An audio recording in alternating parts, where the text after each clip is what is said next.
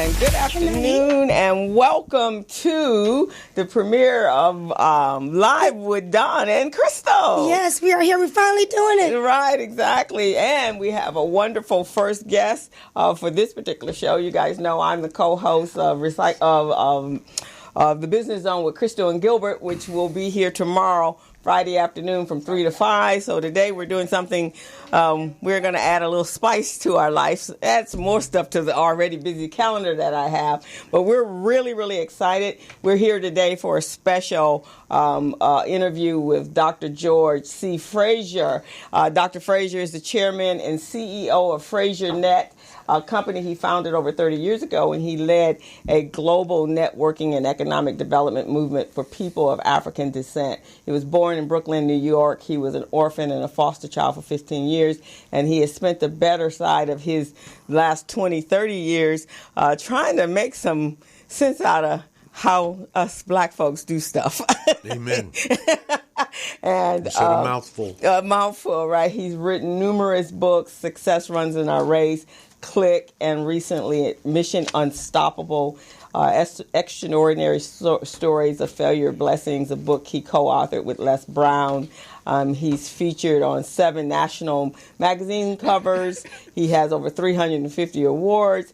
And right now he's really known for the Power Networking Conference, where he brings some 1,500 black people together to enhance change our mindset so that we can start making some economic changes in our community, creating legacy for our children, and sending out his ambassadors across the countryside to help him further his work. So welcome, Dr. Fraser. It's good to be with you, Crystal. Good seeing you. You look marvelous. Thank you. Right? I'm going to give that all that to Miss Dawn Sturgeon. She's my it going on.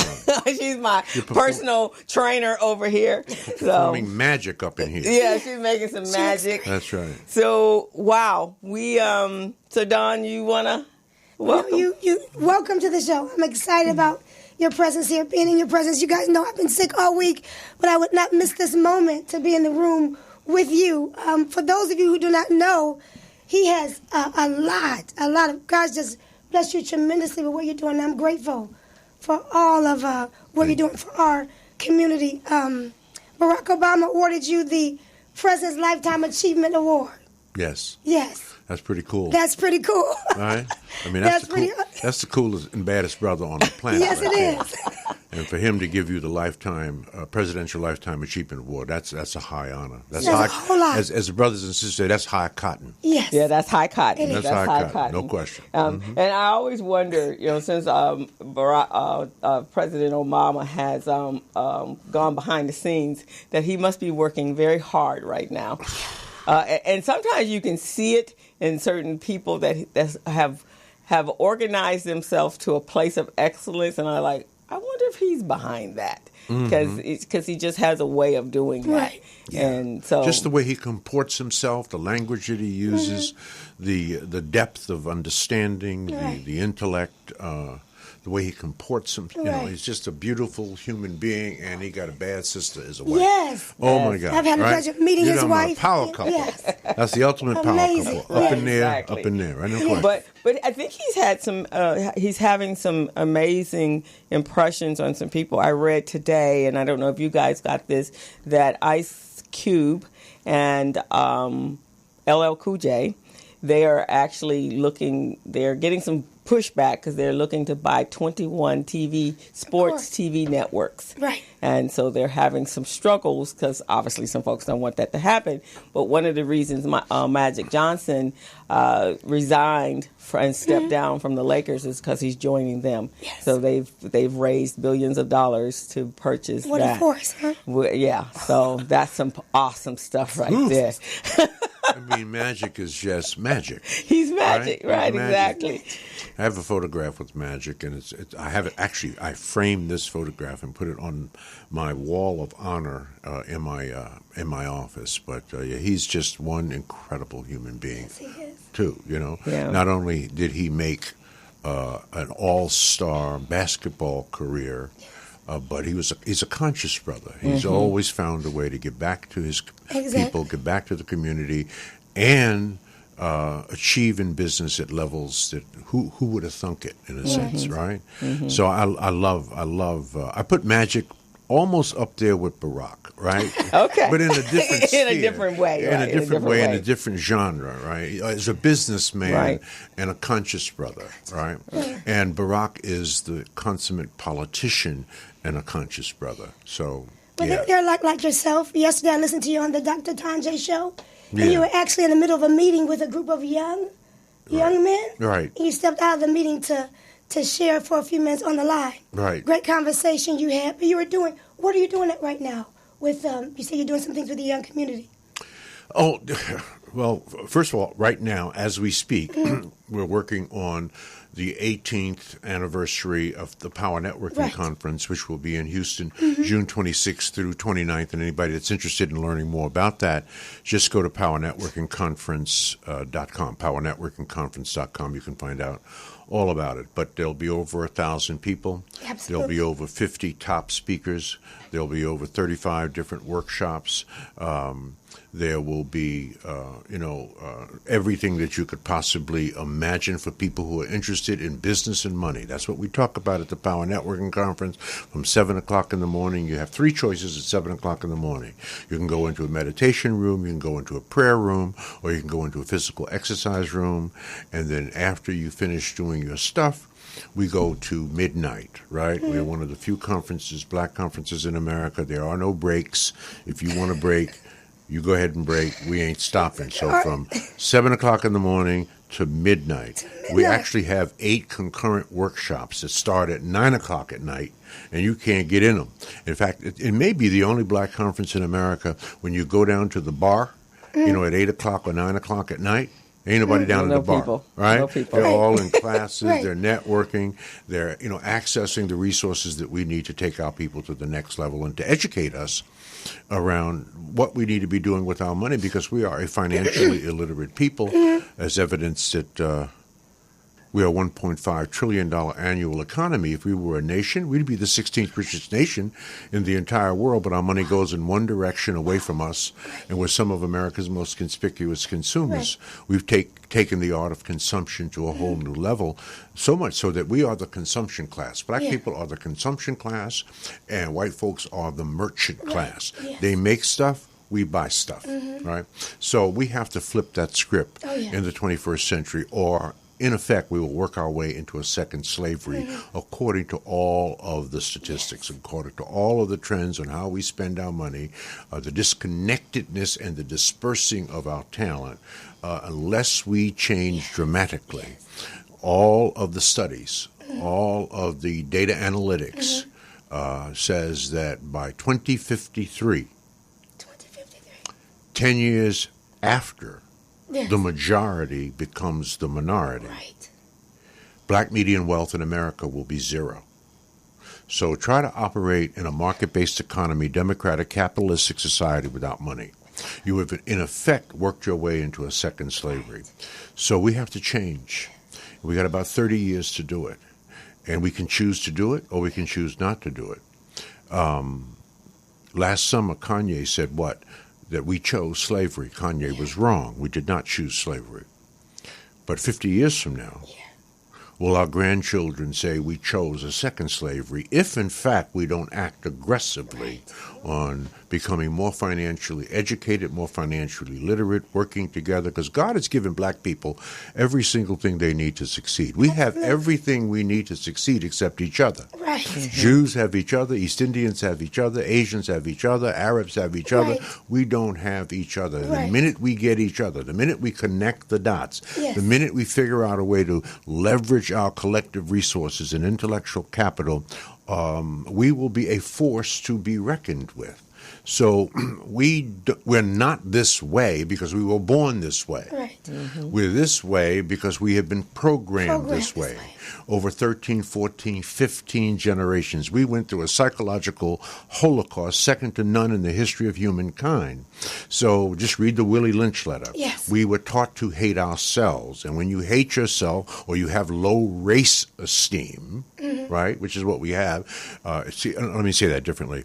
When I look in the mirror and I do not love what I see as a black man, There's no way that I can love you because you become a reflection of me. That's called low race esteem, which is driven by low self-esteem. And when you have low race esteem, you don't trust people that look like you. Yes. And when you don't trust someone that looks like you don't do business with them. You don't recycle your dollars. You don't partner with them. You don't even consider strategic alliances, joint ventures, and partnerships, which is how we're going to move to the next level. So I know that's a rant.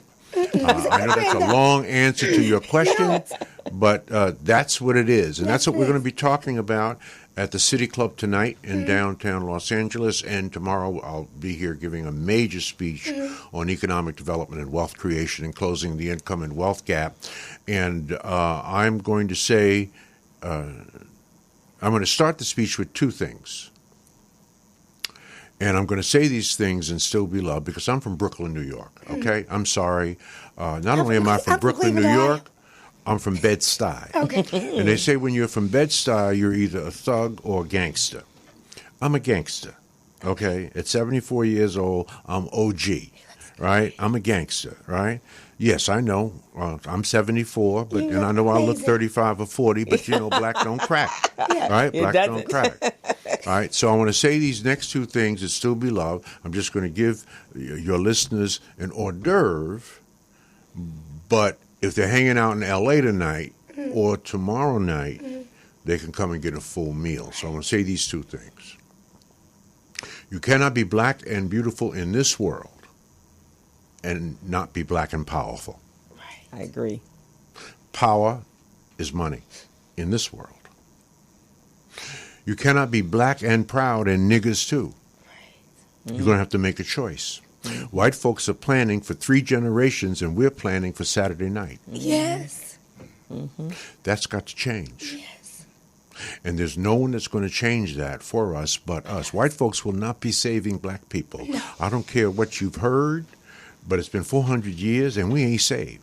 We're at the bottom of every single economic statistic that matters in this country, and we've been here 400 years. We came over here on the Mayflower, all right? And we're still at the bottom of every educational statistic and every economic statistic in this country, in spite of the fact that we're a $1.5 trillion economy. What does that mean, right? And how do we fix that? What is the solution to that? What is the answer to that? What are the strategies and tactics for that? I have the answers. Not only do I have the answers, but in fact we have developed the systems, and we'll be introducing those systems and what they look like at my talk tomorrow. But I will just give you a little clue. It's nation-building time. Yes. It's nation-building time. And while Fraser Net has been a membership organization with a 3-word mantra, connect, grow, and prosper, for 31 years, connect, grow, and prosper. As you connect, you grow. As you grow, you prosper. We're going to morph into a nation because it's nation-building time. Right. And it's going to be Fraser Nation. Citizens of generational wealth, a commitment to demonstrated excellence, equity and investment, and entrepreneurial thinking. We even have our own flag. We have designed, when you see this flag, you're going to start crying. Now, will that be debuted? I'm going to have to hold you. Is that going to be debuted in Houston? We're going to debut the flag in Houston. Wow. In fact, I may give a sneak peek of the flag tomorrow night. Okay. Because when you see it, you're going to get very emotional. And we will be the first major black organization since Marcus Garvey, right, to have its own flag. The Urban League doesn't have a flag. The NAACP doesn't have a flag. Nope. The SCLC doesn't have a flag. The Congressional Black Caucus doesn't have a flag. Well, we have a flag. Wow. And when you have a flag, when you plant your flag, you defend your flag.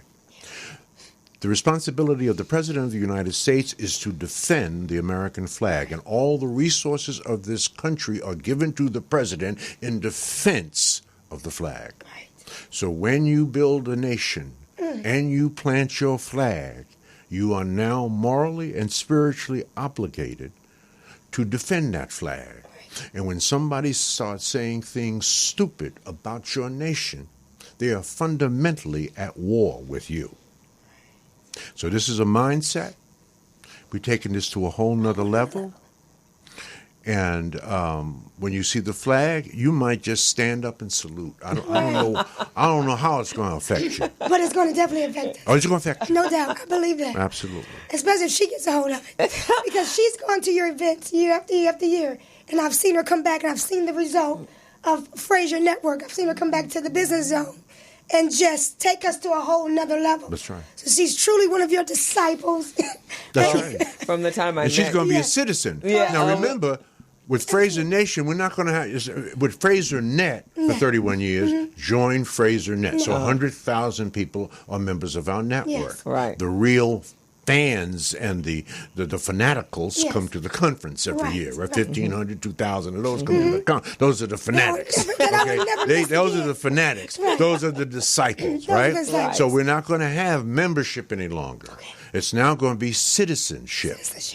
And I want Citizenship. my flag. There's a difference between a member and a citizen. Right. Exactly. Right? First, you have to qualify to be a citizen. You just can't roll up to any nation and become a citizen. Right. You have to qualify to be a citizen. You got to take an exam. You have to exhibit certain kinds of behavior. Right. You have to take an oath. Right. Well, that's what we're going to do with Fraser Nation. Yes. So let me ask you this, Dr. Fraser. So you've been doing this for 30 plus years, and I've been around since the very beginning, and I've watched you, and I think I've mentioned this to you. When I first met you, you were kind of quiet and smooth and debonair, and then about... He's still all those things. Well, he is, but about 10, 15 years ago, he started giving it to us. It was a bourbon, no chaser.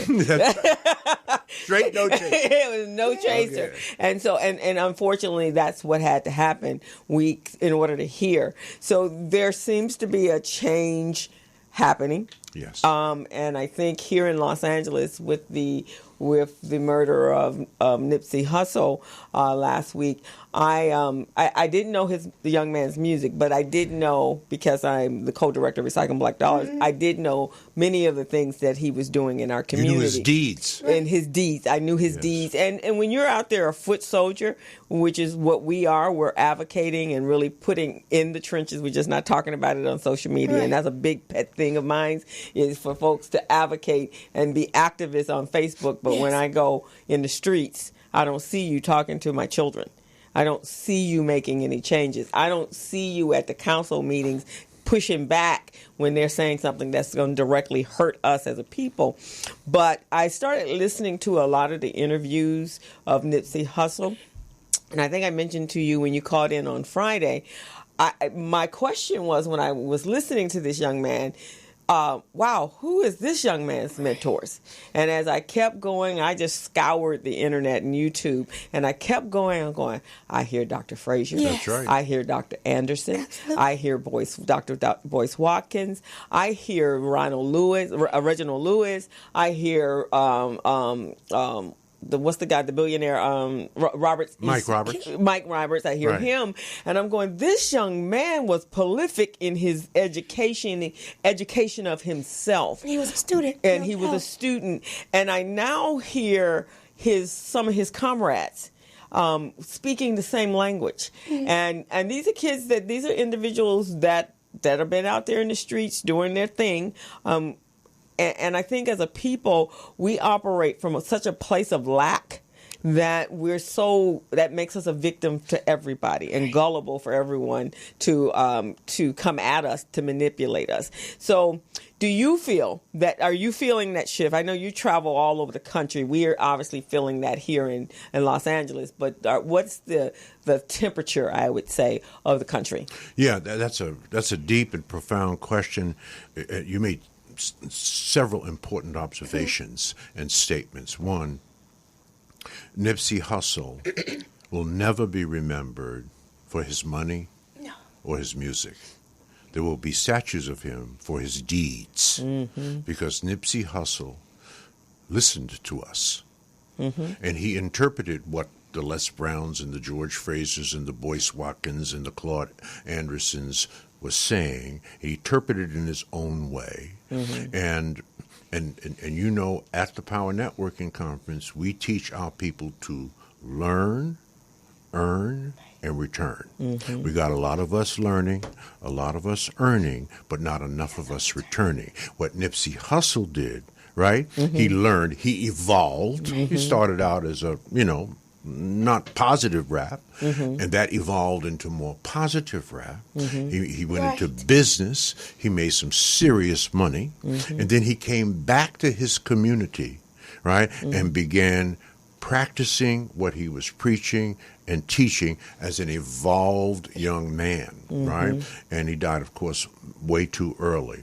But almost, in a sense, God works in mysterious ways. He's a martyr. In a sense, he died almost as a martyr because the profile that he received since he died for the work that he was doing relatively quietly out here on the West Coast, right, became global. Right, I did not know much about Nipsey Hussle until I heard and read and watched the memorial and read his story and then began watching some of his stuff. So he will be remembered for his deeds. Yes. Right, not necessarily his hustle, but for his deeds. He came back to the community.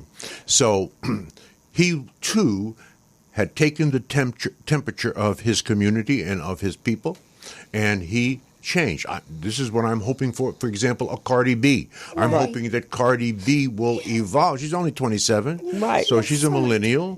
She's making big paper and got millions of fans, right? I'm hoping that her message will evolve as Beyonce's message evolved. And she's now doing some of the best conscious stuff out here on the stage. So, yes, I hope that our young brothers who are doing this kind of music that is infecting, affecting, and effecting our people will evolve. And I think the times are a-changing. There's no question about that. I wrote a book called Click, 10 Truths for Building Extraordinary Relationships. And in that book, I proposed a theory. I said, things click in life. Or things click with people, because you don't click with everybody that you network with. No. But you click with things, and things click when three things are in perfect alignment. Chemistry, fit, and timing. When those three things are in perfect alignment, that's when things click. We could have good chemistry, good fit, bad timing, we won't click. We could have good timing, good fit, bad chemistry, we won't click. We could have good chemistry, good timing, bad fit, we won't click. I think things are now in alignment, that we are feeling each other, right? That we better do something. The timing, is getting close to saying, if you don't make a major move now, right? We're going to head into a second slavery by 2053, according to all the statistics. So I think so the timing is right and the focus is right. Economics must become the new black power for the 21st century. You guys have been talking about that for years, right? But now it must be center stage. So the timing is right. I see it all over the country.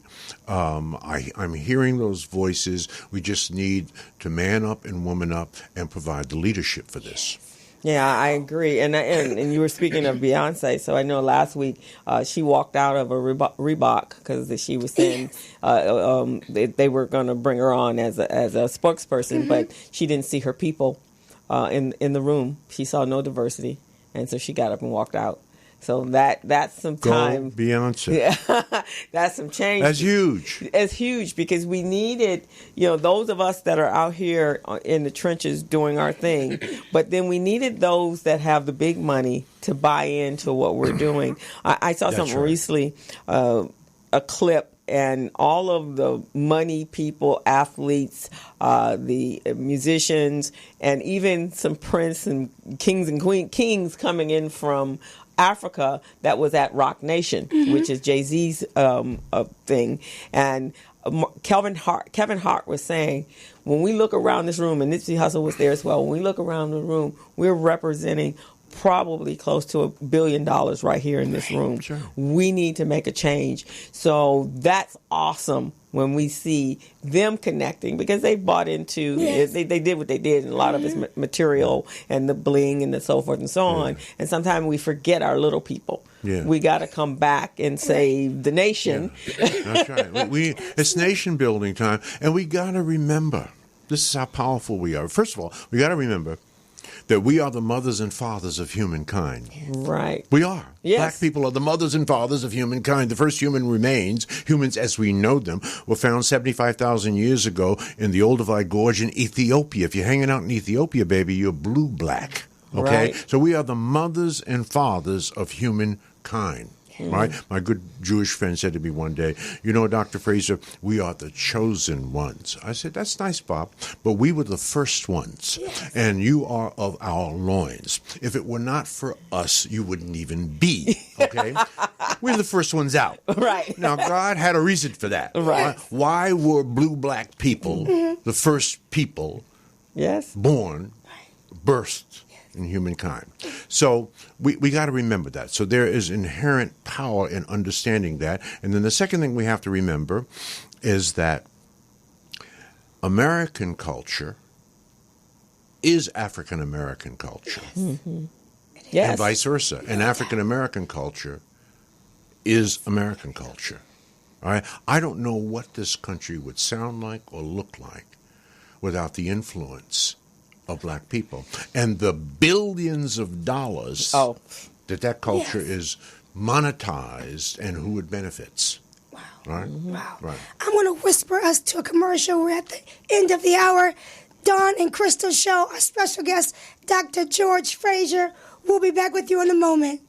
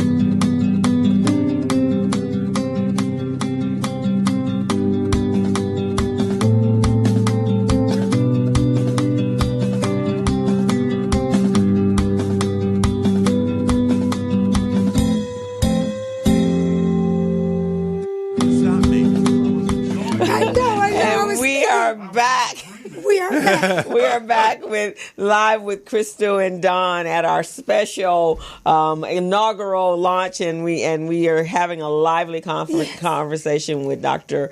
George C. Fraser. You have to rewrite all the stuff you just said. And he is just throwing out pearls of wisdom to us on how we change. So while we were at break, so I'm going to bring it back in and watch this. Okay.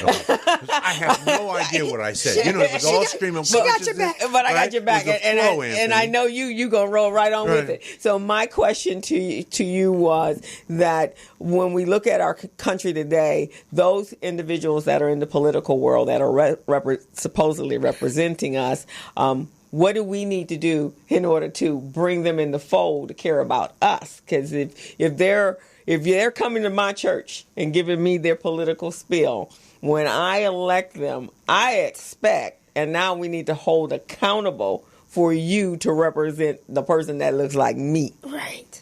That's right. Well, so that means and this is a Dr. Claude Anderson thought, and I love this thought. He says it in a number of different videos. If you want to have political power, you have to buy or rent politicians. This is what you have to do. Mm-hmm. It's about money, right? It's about putting together a political action committee with large chunks of money, and the people that represent you in your community that look like you make sure that they're, of course, representing you in the ways that you need to be represented. Now, we have to be very careful about this, and we have to be very mindful of this, because we cannot get there without political power. But we have to understand that we are the only culture in the history of humankind that put economic empowerment political empowerment before economic empowerment. That's what we did. We put political empowerment before economic empowerment. Last year, we elected over 9,000 black public officials in this country, and we're still at the bottom of the educational and economic heap. Now, what does that mean? That means that you cannot do it by politics alone. Right. All right? But again, we're no fools. We were born at night, but not last night. We didn't come down here with the last drop of rain, right? Yes. So we do understand that we're all impacted by the politics of inclusion, right? We're all impacted by the power of politics. So we must continue to aggregate and use our vote and our money to empower those who empower us. If they don't empower us, then you have to get them out of there. A, you don't contribute to them, and B, you don't vote for them. I don't care what color they are, right? So this is a discipline. Jewish people understand this. Right? They understand this to the nth degree. You can count the number of Jewish people in Congress and the Senate on two hands. Right? Yes. Why does Israel get some of the largest sums of money from the United States? They get more money than the continent of Africa. Yes. And Israel's about the size of, maybe not even the size of California. No, right? I don't think so. So why do you think that is? Right? Because Jewish people understand what buttons to push, right? They have money, and they understand exactly what Dr. Claude Anderson is trying to teach us, right? You've either got to rent or buy your politicians. That requires money. That's why economics must become the new black power, right? When we aggregate our money and strategically and tactically place that money in the right hands with influential politicians, right, we have an expectation. Yes. And so that's on us. That is definitely on us. So that's going to segue. Our problem, though, is we don't invest in our politicians. Now, we vote for them. Right. Yes. We vote for them. But if you ask any honest politician, what would you prefer from me, my vote or my money? They would honestly tell you, I would prefer your money, because if I get your money, I can get your vote. Right. So we have to invest more, certainly in our black politicians. Right. So I'm going to ask another question. So in the last couple of months, and especially now that we have Kamala Harris running and Cory Booker and a number of them, reparations, which is Dr. Anderson's baby, has popped up through everyone. Everybody's talking about it, even the ones that don't look like us are speaking on it. So I was having a conversation recently with someone, and it always comes down to, if they give us $14 trillion, which is basically what that would equate to, or at least that's what it's being calculated, that would bankrupt the country. But then my thought was, since we're in a world now where, companies are going public, why not give us 100,000 shares of stock, and then we determine. You can blow that off if you want to, but I think that would change. That would give us a level playing field. What would be your thoughts on that? First of all, I'm all for reparations. And I've seen estimates. There's a new estimate that was published in Time magazine from as low as $7 trillion to as high as $59 trillion. Okay. And some people said even $59 trillion was low. Of course, that's 3 times the national deficit. So America's not going to write a check that they can't cash. Right, exactly. So it's going to have to be meted out. And it's going to happen. It's going to happen. I support it. I'm going to fight for it, but I ain't waiting on reparations. Okay. I'm advising all Negroes out there watching this. Don't wait on reparations, okay? Fight for reparations. We deserve reparations, but don't you dare wait for it. You will not be getting a check anytime soon, okay? So yes, I think that providing stock, or what they call baby bonds. Are you familiar with baby bonds? Are you familiar with that concept? Where every child that is born gets a $25,000 birth investment. Oh, okay. That would work. Every black child now, right now it's not for black children only. Okay.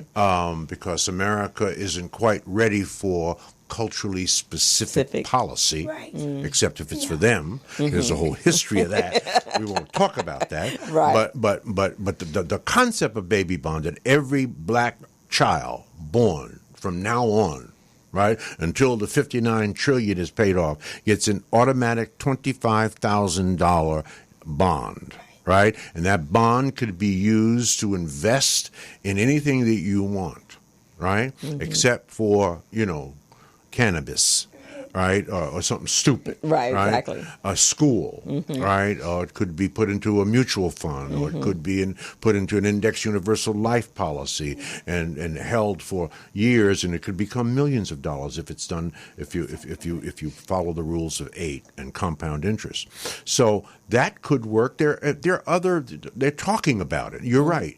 There's more conversation about reparations now than ever before in history, yeah. So I believe it's going to happen. The political environment has to be right. It's not going to happen with Trump. It's not going to happen, but it is going to happen, right? So, but brothers and sisters, let me just say it one more time. Don't wait on it.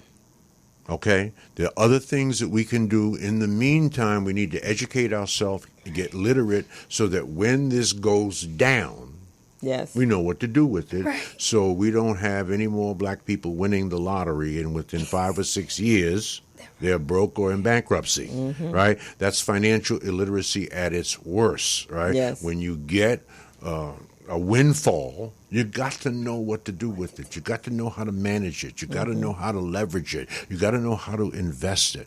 So I'm all for it, but I'm just not waiting on it.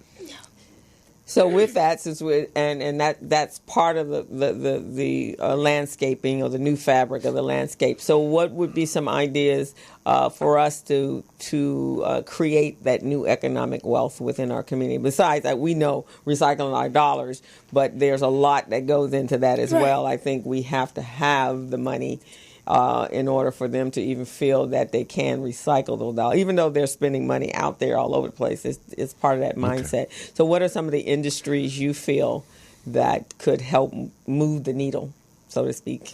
Well, first of all, what's the first thing slaves did when they became free? They began building small classrooms, then building small schools, and then within 100 years, we had an entire system of historically black colleges and universities, right? Education is the first thing. Education. So with that thought in mind, for 3 years, we have worked on the development of a financial education system. That's what we need. Ideas are great, but systems are better, right? And we are the most creative people on the planet. We have an idea second. We invented jazz, which is 80% improvisation. Right. Okay? So we're not limited in ideas, right?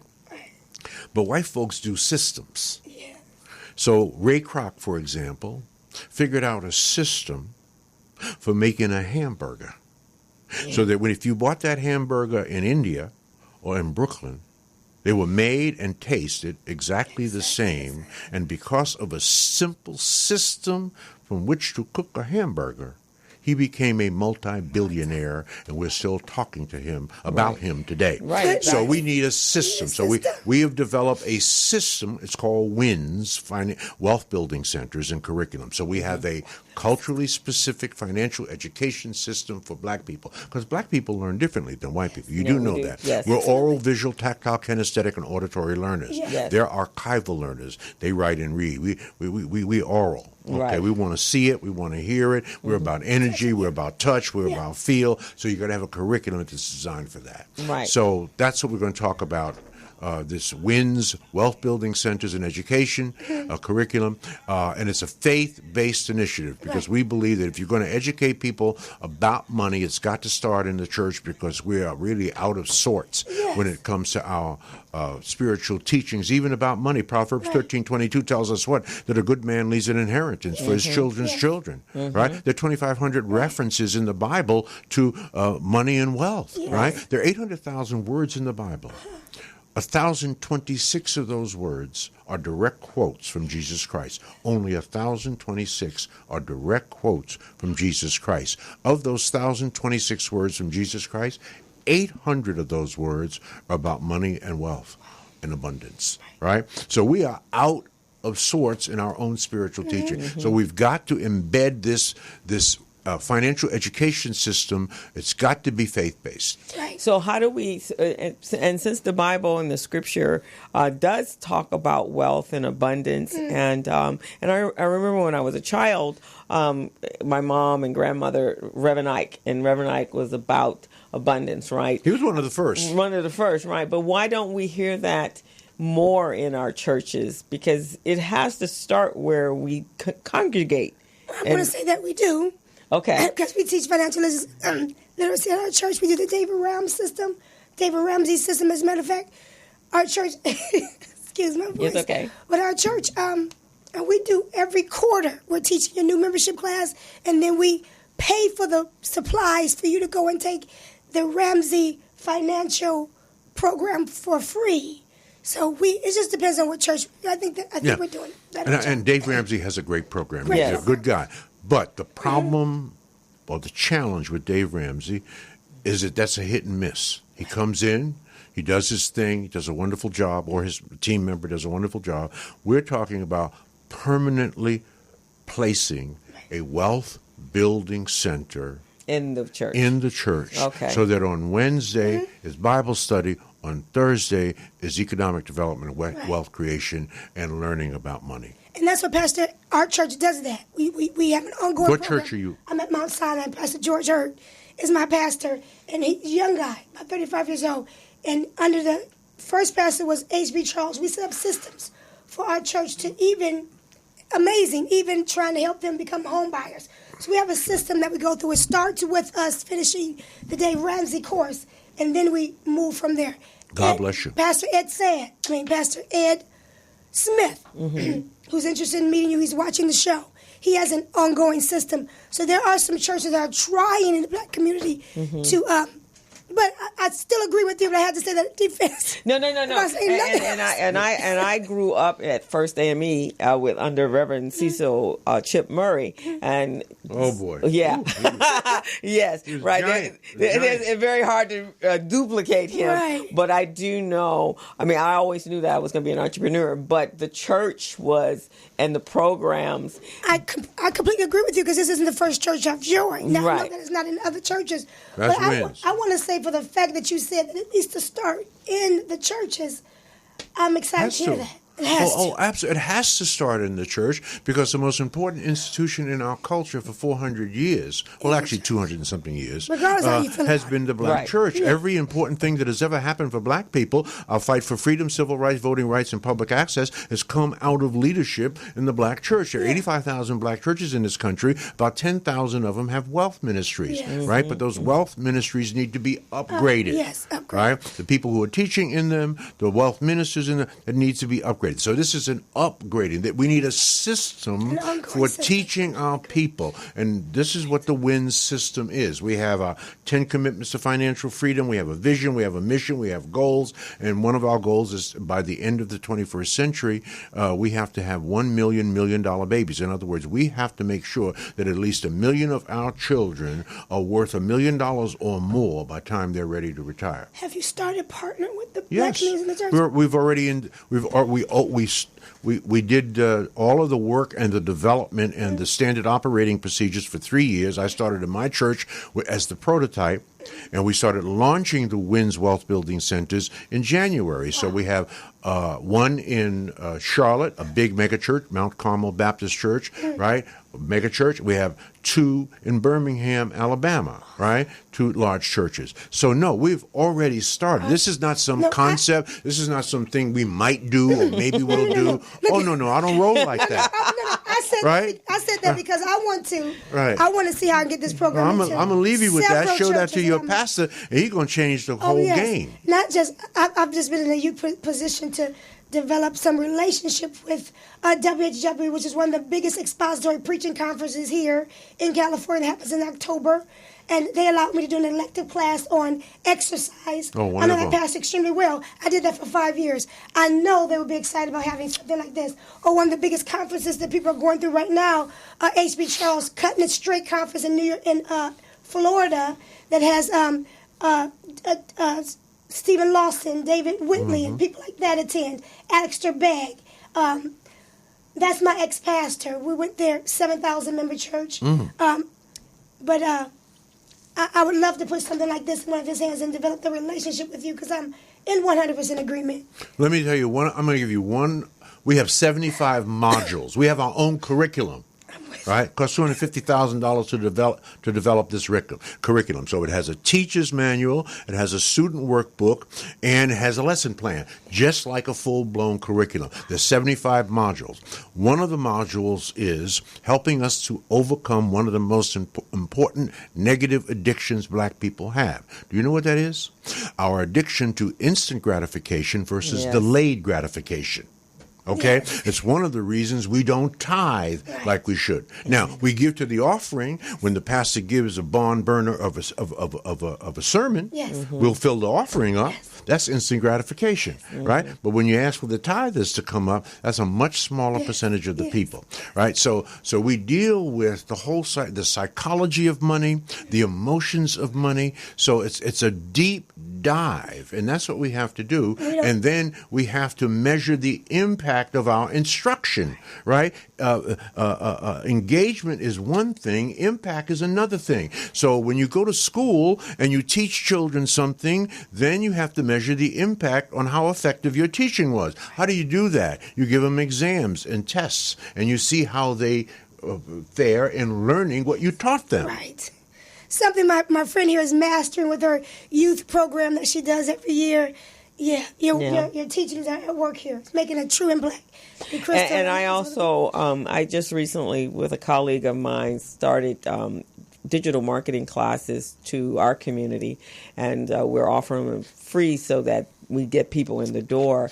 And the concept is to create, utilizing their content that they already have and teaching them how to blog, but how to make money on top of that. So my colleague has clients that make 6 figures. He has one client that makes $150,000 a month in just blogging. They have a food blog. So we're bringing people in and getting them excited about that, because I really truly believe if we get 20,000 over and above what we need to live, then my goal is to bring in individuals that can teach us just exactly what the WINS program is doing, and then bring in individuals and create real estate investment groups and investment groups, period.